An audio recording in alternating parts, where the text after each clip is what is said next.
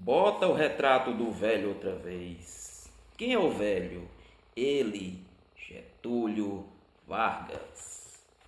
Minha gente, há um bom tempo eu não trabalho assim a questão do período de 46 a 64, onde o Brasil viveu uma experiência verdadeiramente democrática. Aí, nesse vídeo que eu vou gravar agora, nesse exato momento, a gente vai trabalhar como vai se dar o retorno de Getúlio Vargas ao poder. Vargas é deposto em 45. De 46 a 64, o Brasil vai viver uma experiência verdadeiramente democrática. E os 15 anos do governo de Vargas não foi esquecido de forma alguma pela população brasileira. Tanto é que, mais uma vez, ele volta para os braços do povo. Ele vai ser eleito democraticamente falando. Nessa historinha, a gente vai ver como vai se dar essa segunda passagem de Vargas ao poder. O que era que acontecia na época? Dutra ele vai assumir o país em 46. Em 51 termina o seu mandato. No ano 1950 teremos novamente eleições para a presidência da República. As eleições ocorrem em outubro do ano 1950. E o que é que acaba acontecendo? Getúlio Vargas vai se candidatar mais uma vez ao cargo do chefe do executivo brasileiro. No caso, ele vai acabar se candidatando pelo Partido Trabalhista Brasileiro, cuja sigla é o PTB, que eles na época vão fazer uma aliança com o Partido Social Progressista, o famoso PSB. A UDN, a União Democrática Nacional, também volta a disputar as eleições, lançando como candidato o brigadeiro Eduardo Gomes. O PSD, não confundir com o PSD de hoje, o Partido Social Democrático, ele também vai lançar uma candidatura de um camarada chamado Cristiano Machado. Mas no decorrer da campanha política, eles abandonam a candidatura desse camarada para apoiar o senhor Getúlio Vargas. Aí, minha gente, nessa historinha, os veículos de comunicação como a imprensa, escrita, emissoras de rádio, a imprensa, essa imprensa vai apoiar a UDN. Mas o resultado final, minha gente, foi o que eu falei para vocês agora há pouco. Os 15 anos do governo de Vargas ainda estavam muito vivos na sociedade brasileira. Sabe qual foi o resultado? Getúlio Vargas vai ser eleito mais uma vez para o cargo do Executivo Nacional. Ele vai ser eleito presidente, vai receber 48,7% dos votos válidos. Colocar o retrato do velho funcionou. O que é que significa dizer? De que mais uma vez Vargas vai voltar ao poder. Em 51, assumia mais uma vez a presidência da República Getúlio Vargas. Ele vai assumir mais uma vez a presidência da República. As eleições ocorriam no ano seguinte, ele, no caso em 51, ele voltava ao poder. Ele acaba assumindo o Executivo Nacional no mês de janeiro de 1951. As eleições foram em 1950. Aí, minha gente, Vargas vai herdar de seu antecessor, no caso Eurico Gaspar Dutra, ele vai herdar uma grave crise econômica no qual o país atravessava. E ele vai criticar sobre tudo isso. Os preços das mercadorias subindo, os salários dos trabalhadores continuavam achatados, era aquela coisa, os preços subiam e o salário continuava o mesmo. Infelizmente a corda vai arrebentar do lado mais pobre, inflação, trabalhador sem reajuste, crise econômica. E sem contar, minha gente, que as empresas americanas vão começar a boicotar, vão fazer campanha contra o café brasileiro, agravando nossas exportações, agravando nossa crise econômica. Minha gente, a gente não pode esquecer de forma alguma de que Vargas, desde como foi chefe vitorioso da Revolução de 30, até os últimos dias de sua vida como político brasileiro, Seu projeto sempre foi nacionalista, estatista e desenvolvimentista. Vargas defendia o nacional, defendia o Estado, defendia, o desenvolvimento. Seu projeto é nacionalista, estatista e desenvolvimentista. Mas nesse segundo momento, ele vai colocar todos esses seus projetos em prática nas vias democráticas. Para isso, pessoas vão auxiliar no seu trabalho, lógico, evidentemente. Técnicos ligados ao governo vão planejar, por exemplo, só para vocês terem uma ideia, a instalação de indústrias automobilísticas e tratores para operar em solo brasileiro. Ainda na política interna, Vargas também vai reaparelhar, isso no seu segundo mandato, viu? Na sua segunda passagem à frente do Executivo Nacional, só corrigindo aqui. Ele também vai reaparelhar os portos e as ferrovias existentes em nosso país. Como ele também vai financiar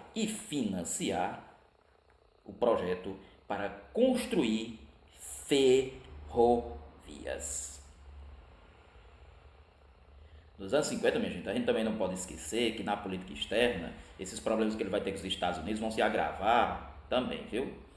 Nos anos 50, eu até já gravei algum vídeo a respeito, de que os Estados Unidos vão se envolver na famosa Guerra da Coreia, onde pela primeira vez capitalistas e socialistas, Estados Unidos e União Soviética, vão interferir militarmente falando nesse conflito. O governo dos Estados Unidos na época pediu para que o governo Vargas auxiliassem as tropas americanas nessa guerra. Vargas disse não, viu, minha gente? Vargas disse não aos Estados Unidos. Essa guerra não é nossa, essa guerra não nos interessa. Só aprofundando nossa crise diplomática com os estadunidenses.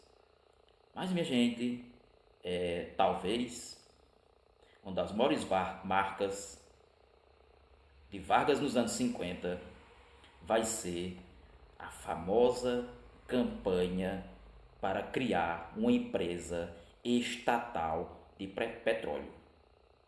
É lançada a campanha O Petróleo é Nosso. Os conservadores são contrários de que o Brasil produza, refine e comercialize o seu próprio petróleo. Esses grupos de liberais econômicos eram contrários a isso. São contra a criação de uma empresa estatal de petróleo. Mas Vargas dizia na época de que era de fundamental, preste atenção, de fundamental importância que o petróleo brasileiro deveria ser muito importante para o desenvolvimento do país. Nessa historinha é lançada em 53 a campanha O Petróleo é Nosso. Várias e várias pessoas em comícios e passeatas vão se mobilizar para que essa companhia estatal petrolífera seja criada. A campanha O Petróleo é Nosso, preste atenção, vai resultar na fundação da famosa Petrobras.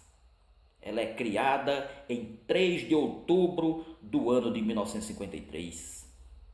É criada essa estatal de petróleo, que tem gente por aí dizendo que ela está quebrada, mas ela continua lucrando até dizer chega. Só para vocês terem uma ideia. A campanha O Petróleo é Nosso resulta na criação dessa estatal, desse legado, dessa herança deixada por Vargas nos anos 50. Essa empresa chamada Petrobras. Mas, minha gente, nos anos 50 também, Vargas vai encontrar muita oposição ao seu governo. Greves e mais greves de trabalhadores. Em 1953, mesmo ano de criação da Petrobras, só para vocês terem ideia, lá em São Paulo vai explodir uma greve, a chamada greve dos 300 mil trabalhadores. Para contornar essa greve, essa crise política, Vargas vai nomear João Goulart, que mais na frente vai acabar sendo, nos anos 60, presidente brasileiro, que vai ser deposto pelo golpe civil-militar perpetrado em 64, que eu vou trabalhar mais na frente. Nessa historinha, minha gente, Jango, ele é nomeado, aliás, perdão, eleito não, ele é nomeado para o Ministério do Trabalho pelo governo de Vargas. Sabe o que vai acabar acontecendo? João Goulart vai dizer que a reivindicação dos trabalhadores é justa e vai apoiar a luta dos trabalhadores.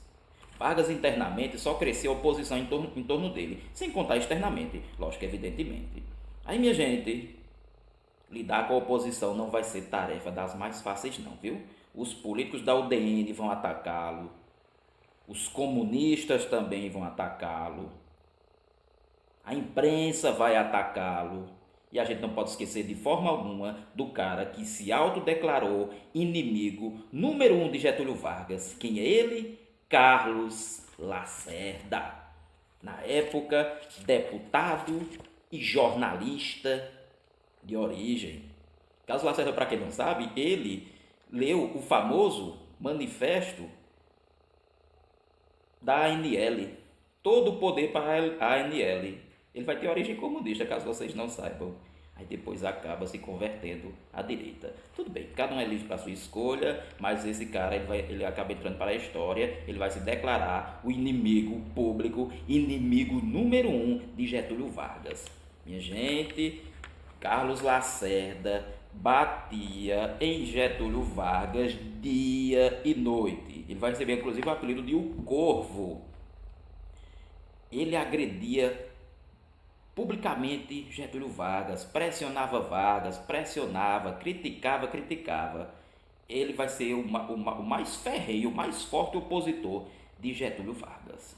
Aí, minha gente, o mês de agosto de 1954, o mês de agosto de 1954, vai ocorrer a famosa crise de agosto de 54, que vai acabar resultando nos últimos momentos da trajetória política de Getúlio Vargas. Sem Vargas saber de nada, o chefe da guarda pessoal de Getúlio Vargas, se eu não me engano, o cara chamado de Gregório Fortunato, ele vai cometer um erro. Que erro é esse? Ele vai contratar um pistoleiro para pôr fim à vida de Carlos Lacerda. Esse crime é conhecido como o famoso crime da Rua Toneleiro ou atentado da Rua Toneleiro. Essa arma é disparada, mas o tiro não pega em Carlos Lacerda. O tiro acaba matando um major da aeronáutica, da Força Aérea Brasileira, a FAB, o famoso major Rubens Vaz, que era guarda-costas de Carlos Lacerda. Aí Carlos Lacerda vai fazer seu espetáculo midiático. Ele vai aparecer com a perna enfaixada, segundo ele levou um tiro no pé, ele vai aparecer com a perna engessada. Aí eu te pergunto, como é que um camarada leva um tiro no pé e engessa a perna? Aí vocês reflitam. Eu sei que o jogo midiático foi montado por Carlos Lacerda. Ele vai usar, ele vai declarar, mesmo ele tendo recebido esse tiro, com a perna engessada, vai dizer que não resta nenhuma dúvida de que o mentor intelectual do crime chama-se Carlos Lacerda. Chama-se Getúlio Vargas, perdão. Chama-se Getúlio Vargas. De acordo com os autos do processo da justiça, realmente Vargas era inocente. Gregório Fortunato foi apontado como mandante do crime, sem que Vargas soubesse. Mas, minha gente, o cerco estava armado. O cerco estava armado. A UDN pede a cabeça de Getúlio Vargas. Carlos Lacerda, esse é que pede a cabeça de Getúlio Vargas. As Forças Armadas começam a ensaiar um golpe.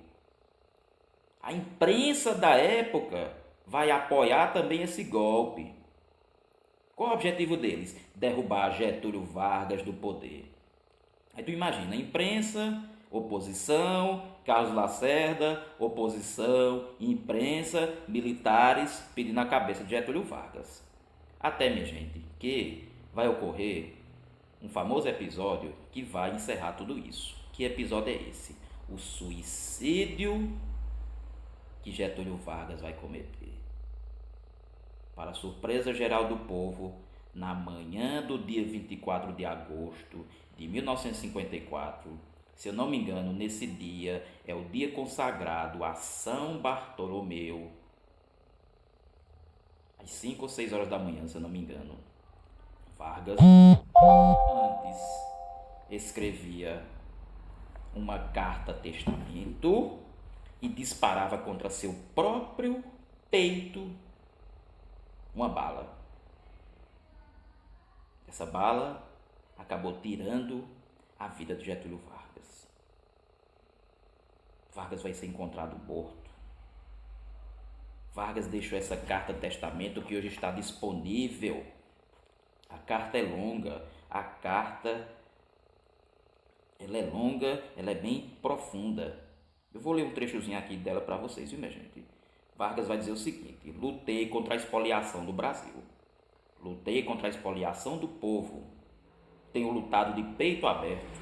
O ódio, as infâmias, a calúnia não abateram meu ânimo. Eu vos dei a minha vida. Agora vos ofereço a minha morte. Nada receio.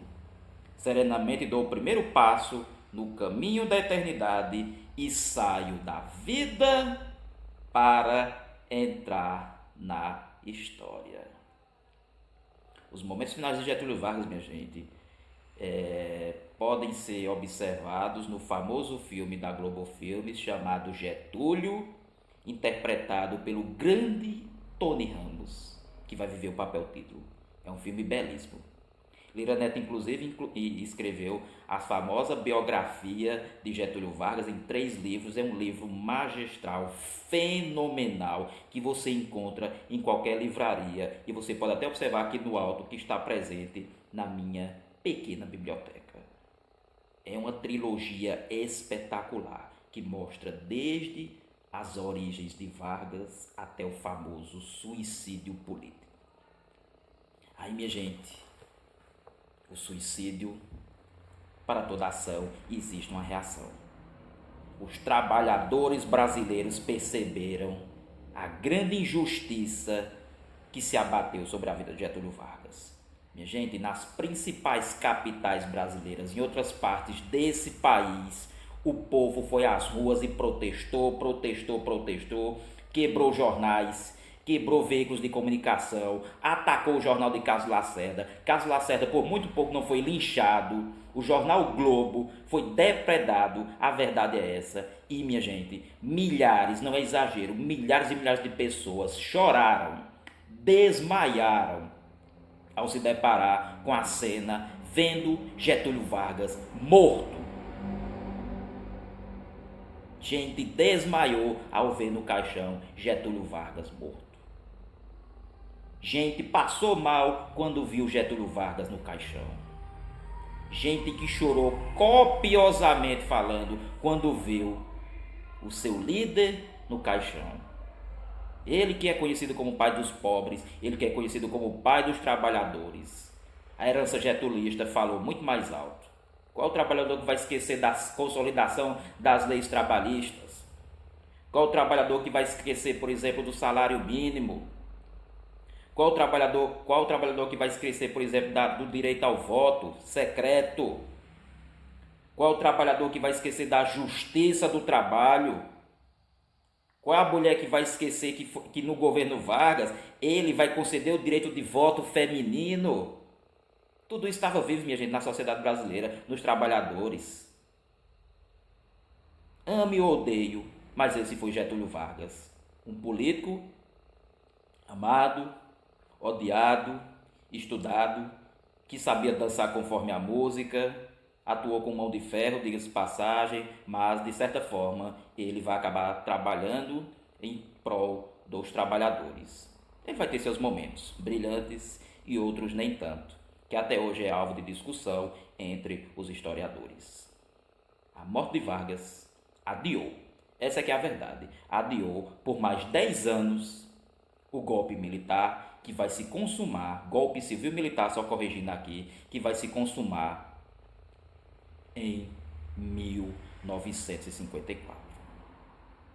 Recomendo cada vez mais a leitura da biografia de Getúlio Vargas. São 3 livros brilhantes, 3 livros maravilhosos que mostram toda a trajetória política desse camarada.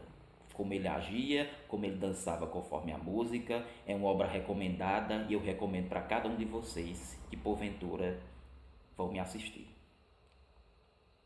O golpe foi adiado, mas o legado de Vargas permanece até os dias de hoje, gostando ou não desse camarada. E é isso, minha gente. Dessa forma se encerrou o governo de Vargas. Vai ser interrompido com esse com esse suicídio. Os golpistas vão ficar sem saber o que fazer. E o que vai acontecer depois da era Vargas, depois da segunda passagem de Vargas, é um assunto que eu vou deixar para trabalhar mais na frente. É isso. Eu espero que vocês tenham gostado. Curtam, comentem, compartilhem, divulguem. Eu espero que vocês tenham entendido. Eu espero que vocês tenham gostado. Valeu, pessoal, e até o nosso próximo encontro.